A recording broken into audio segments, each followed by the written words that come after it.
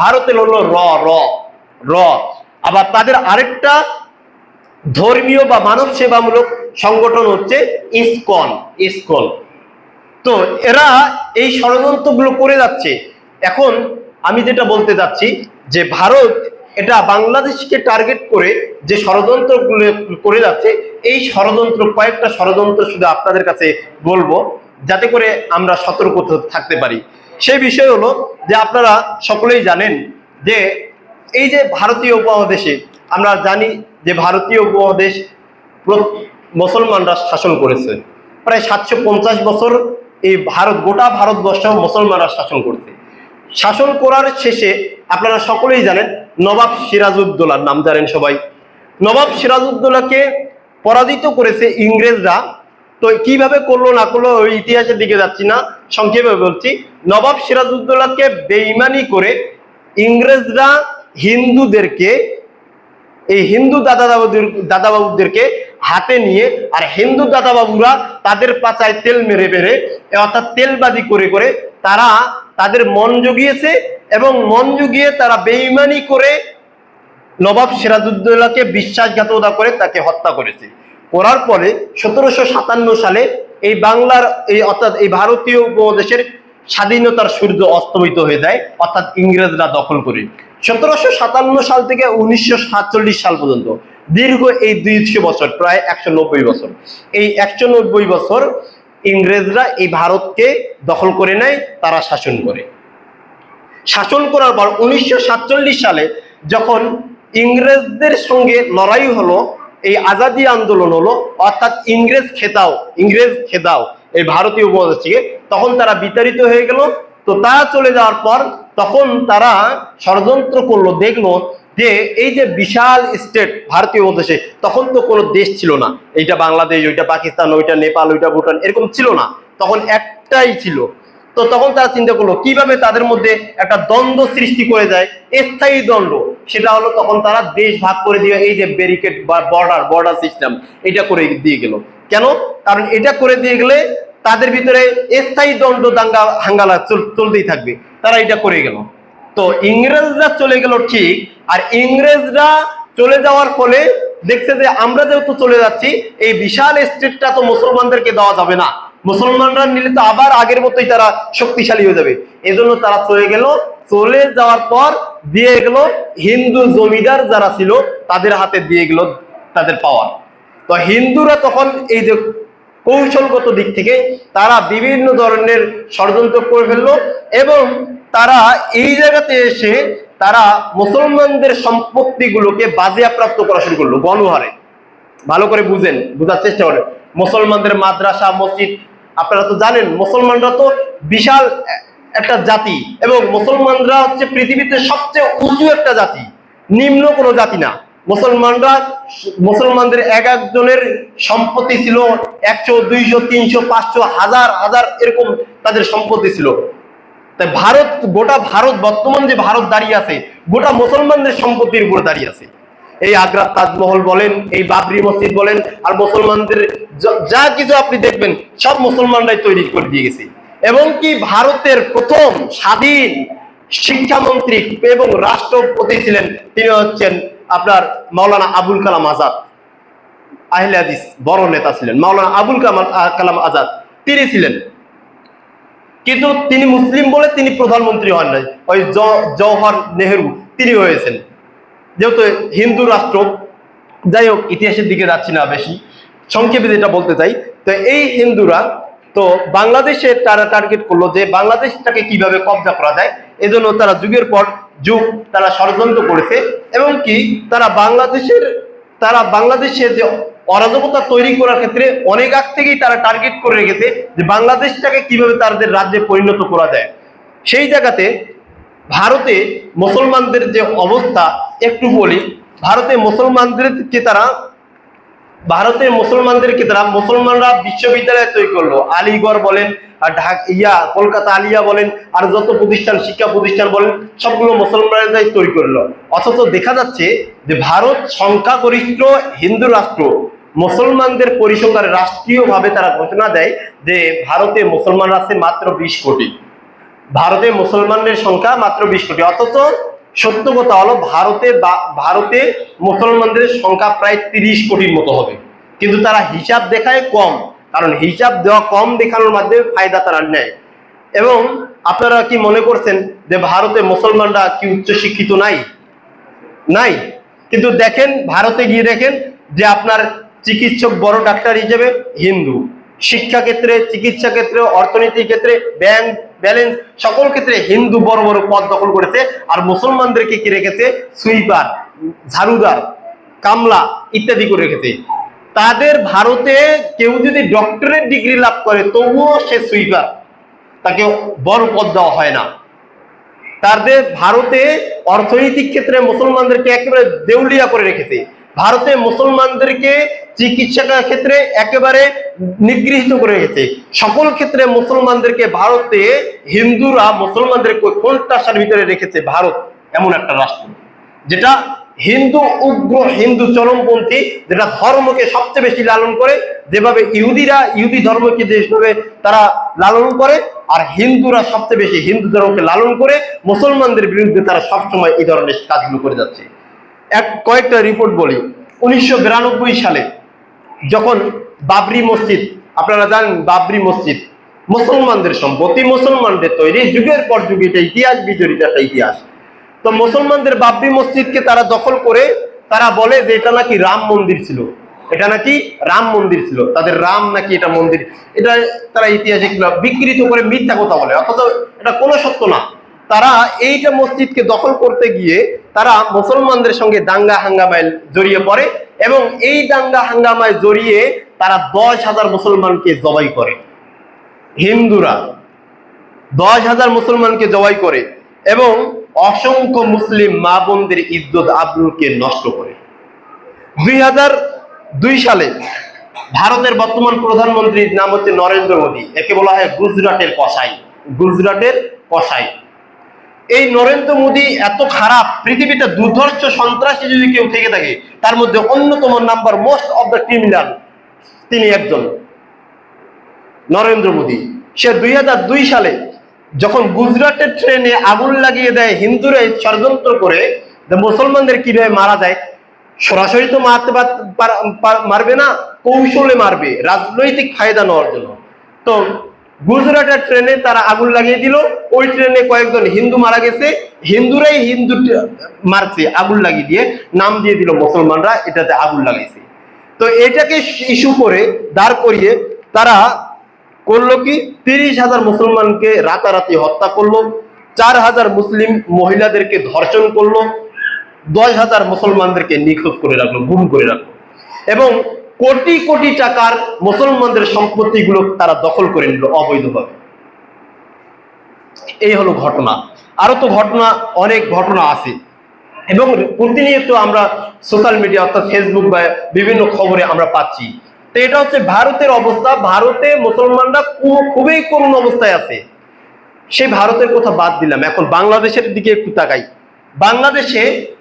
বাংলাদেশে এই ভারতের আধিপত্যবাদ তারা বিগত আমলে তারা বাংলাদেশের বেশিরভাগ তারা ইনকাম করার জন্য অর্থাৎ ব্যবসা করার জন্য তারা অর্থনৈতিক ক্ষেত্রে বিভিন্ন ধরনের খাদ্যদ্রব্য আমদানি অর্থাৎ ভারত থেকে সাপ্লাই দিয়ে বাংলাদেশের যেগুলো কৃষি ক্ষেত বলেন, কৃষি শস্য বলেন, এগুলো যেন নষ্ট হয়ে যায়, অর্থাৎ বাংলাদেশের কৃষকরা যেন টাকা না পায়, তারা যেন লাভজনক না হয়, যেন বিরক্ত হয়ে তারা যেন তাদের সম্পত্তিগুলো আবাদ করা বাদ দেয়, এইটা কারসাজি করার জন্য বিগত আমলে ভারত থেকে সবকিছু আমদানি করা হতো কিনা আপনারাই জানেন। পণ্যদ্রব্যের দাম, গরুর দাম, এই সেই সকল কিছুর, শস্যের দাম ইত্যাদির দাম, এগুলো হচ্ছে ষড়যন্ত্র। দ্বিতীয় হলো চিকিৎসা ক্ষেত্রে, বাংলাদেশের চিকিৎসা ক্ষেত্রে যে ধরনের যে দুর্নীতি হয়, যে ধরনের যে বেইনসাফি জুলুমের শিকার হয়, যারা হাসপাতালে যান তারাই জানেন, যারা এটা শিকার, যারা ভোক্তা তারাই জানেন।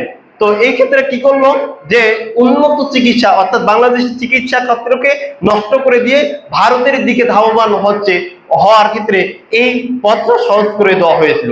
এটা এখনো আছে, এটা আল্লাহ ভালো জানে, এটাতে কবে যে নির্মূল হবে আল্লাহ ভালো জানে।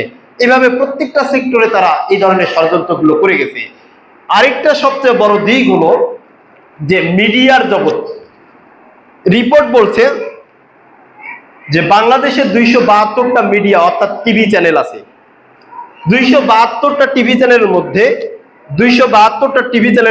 40টা টিভি চ্যানেলেই হচ্ছে ভারতের ভারতের চলতেছে।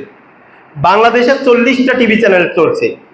এই 40টা আবার সরকার কিনে নিয়েছে, ভারতকে ট্যাক্স দেয় বা ভারতকে এর লভ্যাংশ দেয়, এটা আমাদের আপনাদের টাকা দিয়েই দেয়। তো দেখেন এই 40টা টিভি চ্যানেল ভারতের, যেটা আমাদের বাংলাদেশে তারা ব্যবসা করে নিয়ে যাচ্ছে, টাকা নিয়ে যাচ্ছে, অথচ এই টিভি চ্যানেলগুলো চলতেছে সমানে, কিন্তু পিস টিভির মতো চ্যানেল, একটা ইসলামিক চ্যানেল, এই চ্যানেলটা চালানোর অনুমতি দিচ্ছে না, বা এটাকে কিভাবে জব্দ করা যায়, এটাকে কিভাবে কারসাজি করে বন্ধ করা যায়, সেই ক্ষেত্রে তারা মরিয়া হয়েছিল এবং সেটা বন্ধ করতে তারা সফল হয়েছে। তাহলে দেখেন এই 40টা টিভি চ্যানেল চলছে, বা অর্থাৎ এই চ্যানেল দেওয়ার মাধ্যমে ভারতের সংস্কৃতি অর্থাৎ সাংস্কৃতিক আগ্রাসন, বাংলাদেশের মুসলমানদের ইমান আমলগুলোকে নষ্ট করে দেওয়ার জন্য, মুসলমানদের ব্রেনে, মগজে, রক্তে, শরীরে ভারতীয় রক্ত ঢুকে দেওয়ার জন্য, সংস্কৃতি ঢুকিয়ে দেওয়ার জন্য তারা এই ধরনের ষড়যন্ত্রগুলোকে করে গেছে। যার ফলেই তো আপনি দেখছেন, আপনি শুনেন নাই যে একটা মেয়ে পাখি জামা না পাওয়ার কারণে আত্মহত্যা করেছে, আপনারা জানেন না? কিরণমালার মতো চ্যানেল বা কি যেন নাটক, এটা দেখার জন্য মুসলমানের ঘরের মেয়েরা, মা বোনেরা তারাবির নামাজ বাদ দিয়ে ওই কিরণমালা দেখছে, আপনারা জানেন না?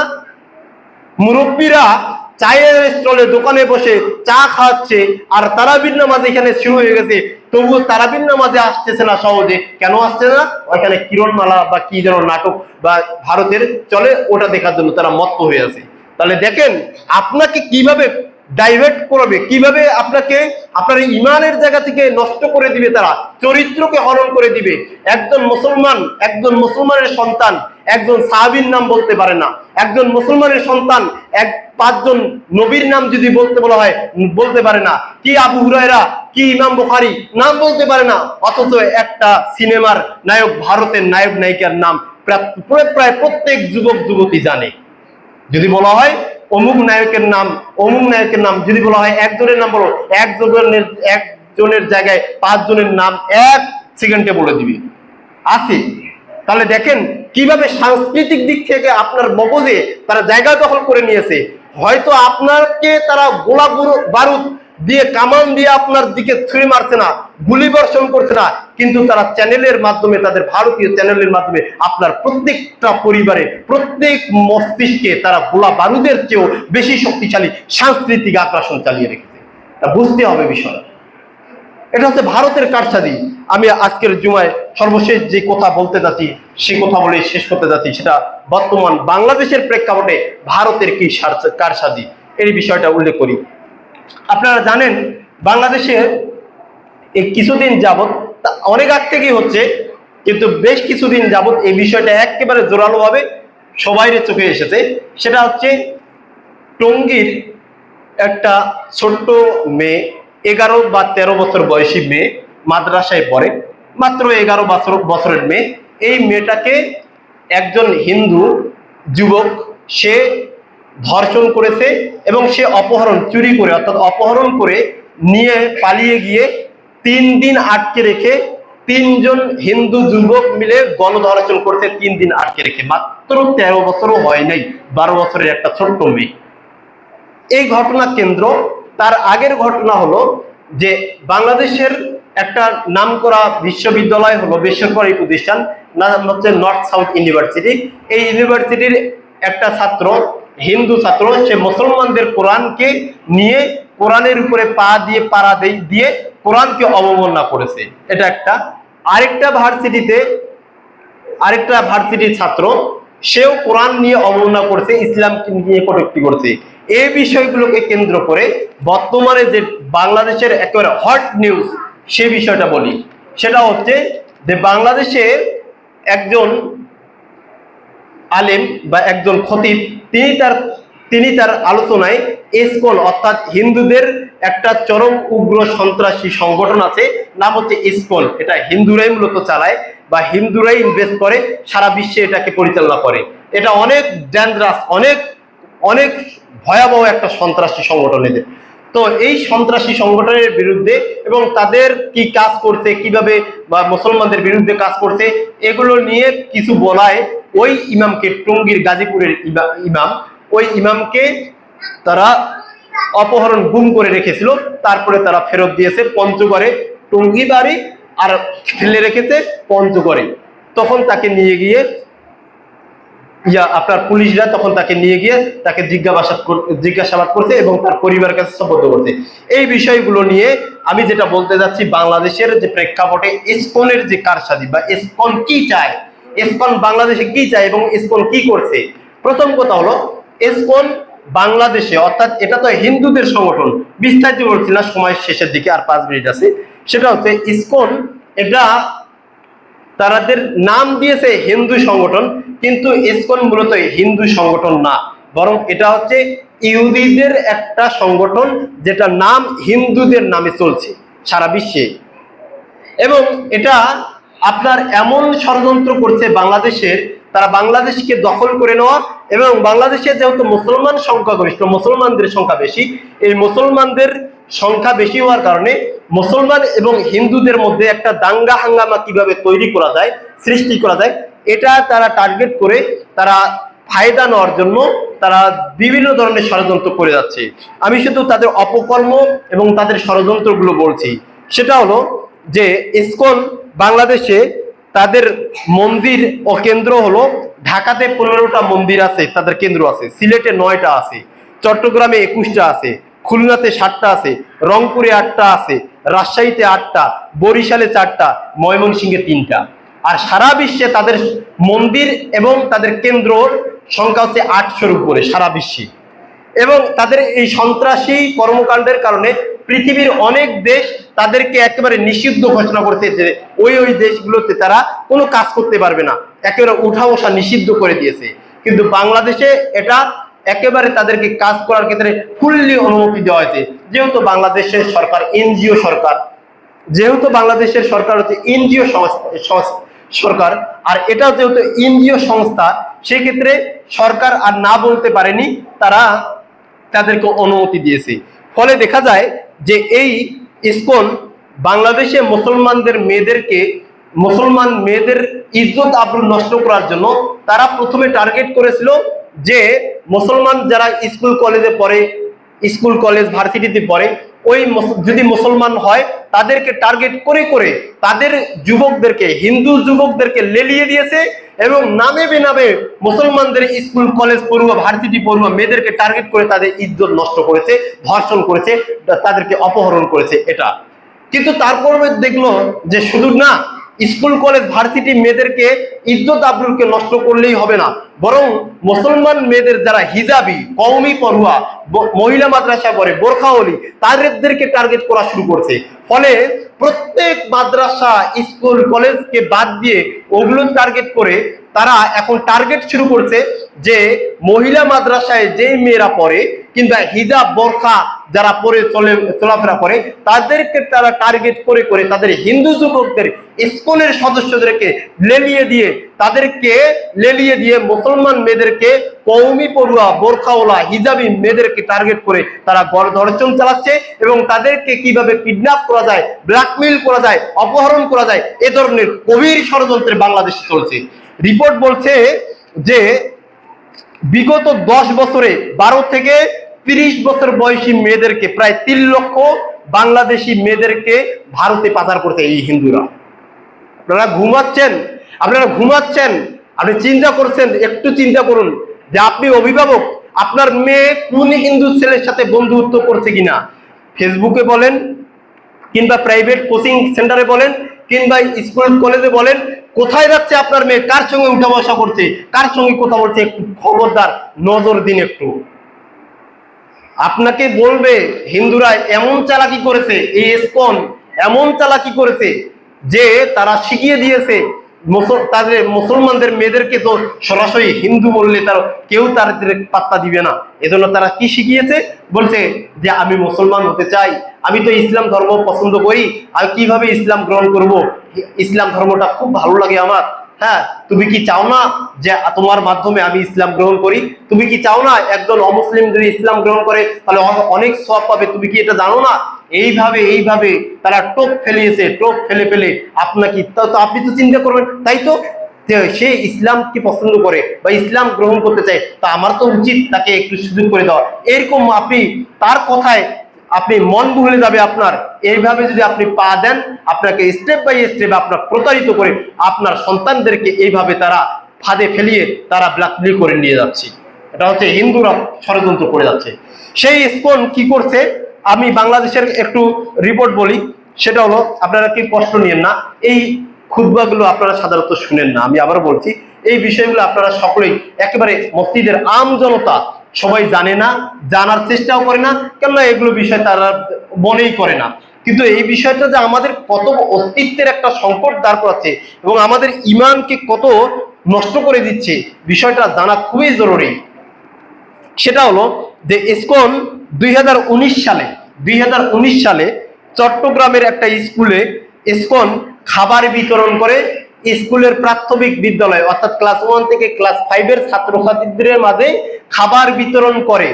এই বিতরণ করার নামে তারা ওই স্কুলে সকল ছাত্রছাত্রীদেরকে, মুসলমান ছেলে মেয়ে আছে, হিন্দু আছে বা অন্যান্য ধর্মেরও আছে, কিন্তু সকল ছাত্রছাত্রীদের গণহারে হরে কৃষ্ণ হরে রাম বলে খাবার খাওয়ায়। নাউজুবিল্লাহ। আচ্ছা, কোন মুসলমান যদি হরে কৃষ্ণ হরে নাম বলে যদি খাবার খায়, সে মুসলমান থাকবে? বলে থাকবে না তো। কিন্তু ইসকন একটা কারসাজি, খুব চালাকি করে তারা চট্টগ্রামের একটা স্কুলে খাবার খাওয়ার নাম দিয়ে ঢুকে সবাইকে ফ্রি খাবার বিতরণ করে হরে কৃষ্ণ হরে নাম বলে খাবার খাইয়েছে ইসকন। এটা ষড়যন্ত্র।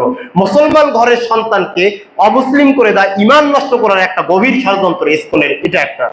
দ্বিতীয়ত হলো, তারা ইসকন বাংলাদেশের বিভিন্ন জায়গায় মসজিদ, কবরস্থান, মাদ্রাসা, এই জায়গাগুলোকে তারা বিভিন্ন জায়গায় জোরপূর্বক দখল করা শুরু করে দিয়েছে এবং জোরপূর্বক ভাবে মুসলিম মেয়েদেরকে যৌন নিপীড়ন, যৌন হয়রানির মতো এ ধরনের কাজ করেছে।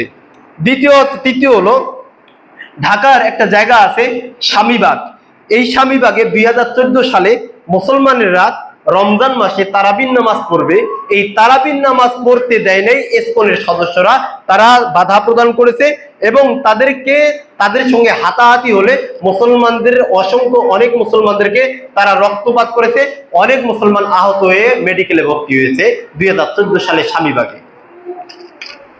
ইসকনের আরেকটি কাজ হলো, 2016 সালে সিলেটে ইসকন মন্দির থেকে পাশেই মসজিদ ছিল, মসজিদে মুসলমানরা নামাজ পড়বে, এই নামাজ পড়তে দিবে না বলে তারা মন্দির থেকে একেবারে গোলা বারুদ ছোড়া শুরু করে দিয়েছে, ফলে মুসলমানরা মসজিদে নামাজ পড়তে পারেনি।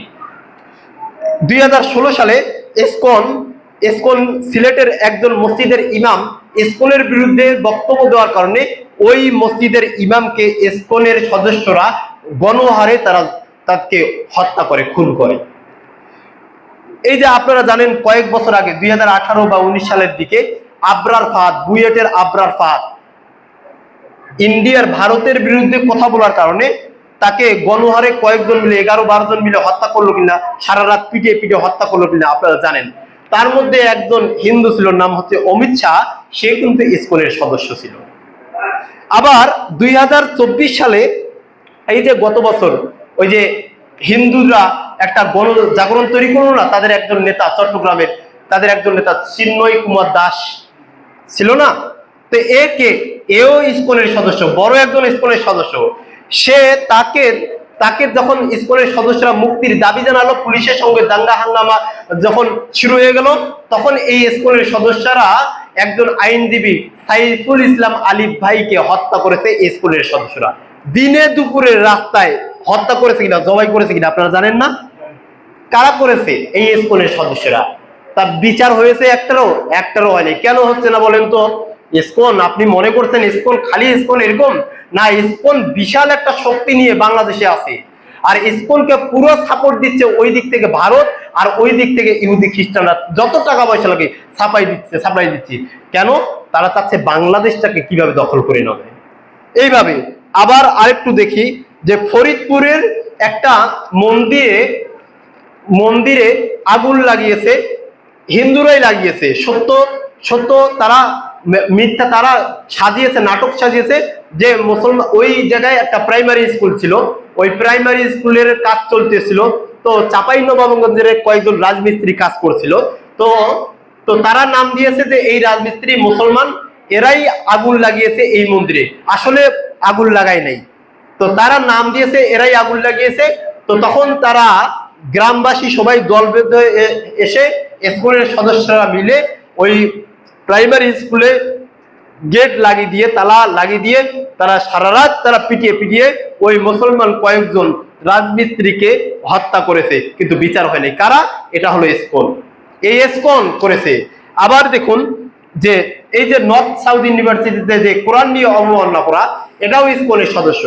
আবার গাজীপুরের যে 11 বছরের যে মেয়েকে যে ধর্ষণ করেছে কিছুদিন আগে, এটাও ইসকনের সদস্য। আবার এই যে টঙ্গীর একজন ইমামকে যে গুম করে রাখা হলো কয়েকদিন, এরাও ইসকনের সদস্যরাই এই কাজ করেছে। তাহলে দেখেন এই হলো ইসকনরা এইভাবে কাজ করছে। এবং মুসলমান মেয়েদেরকে গণধর্ষণ করা, মুসলমান মেয়েদেরকে কিভাবে টার্গেট করে তাদেরকে ইজ্জত আবরুকে নষ্ট করা, সকল ক্ষেত্রে এই ভারত এ ধরনের আধিপত্য বিরাজ করার জন্য এ ধরনের ষড়যন্ত্র করে যাচ্ছে। এজন্য আমাদের সকলের উচিত হলো খবরদার, আল্লাহ বলেছেন লা ইয়াত্তাখিযুল মুমিনুনাল কাফিরিনা আউলিয়া। খবরদার, একজন মুসলিম মেয়ে হোক ছেলে হোক, তরুণ তরুণী যে বা যারাই হোক না কেন, খবরদার অমুসলিমদের সাথে কখনো বন্ধুত্ব সম্পর্ক তৈরি করবেন না। খবরদার এই কাজ করবেন না। আমাদের ঈমান আগে, তারপর আমাদের রাষ্ট্র। আমাদের ঈমান বাঁচানোর তাগিদে আমাদের সকলকে একতাবদ্ধ হতে হবে। আমাদের রাষ্ট্রের সার্বভৌমত্ব স্বাধীনতা রক্ষার ক্ষেত্রে আমাদেরকে সকলকে একতাবদ্ধ হতে হবে। আমাদের বিরোধিতা হিন্দুদের বিরুদ্ধে নয়, বরং আমাদের বিরোধিতা হচ্ছে আমাদের ঈমানের বিরুদ্ধে। যে বা যারাই কোনো ষড়যন্ত্র করবে তাদের বিরুদ্ধে, সে মুসলিম হতে পারে, সে অমুসলিম হতে পারে, সে খ্রিস্টান হতে পারে, সে ইহুদি হতে পারে, সে হিন্দু হতে পারে, যে বা যারাই হোক না কেন, তাদের বিরুদ্ধে আমরা অবস্থান করব, যে আমাদের ঈমান এবং রাষ্ট্রের বিরুদ্ধে অবস্থান করবে। সম্মানিত মসজিদের মুসলিমদের, অতএব আপনাদেরকে আমি উদাত্ত আহ্বান জানাই যে ইসকন বিরোধী, ভারত বিরোধী আগ্রাসন আমাদের এই ক্ষেত্রে সুস্পষ্ট অবস্থান করতে হবে। এবং মুসলিম যুবকদেরকে, আপনাদেরকে সকলকে পড়ালেখা করতে হবে, সতর্ক থাকতে হবে। কেউ যেন আপনার আমার ঈমানকে নষ্ট না করতে পারে, কেউ যেন আমার আদর্শ, আমাদের চরিত্রকে হরণ করতে না পারে। আমাদের ঈমান, আমাদের চরিত্র, আমাদের স্বাধীন সার্বভৌমত্ব রক্ষার ক্ষেত্রে প্রত্যেক মুসলিমকে ঈমানি শক্তিতে বলিয়ান হতে হবে। আল্লাহ তাআলা তৌফিক দান করুন। আমিন। আসসালামু আলাইকুম ওয়া রাহমাতুল্লাহি ওয়া বারাকাতুহু।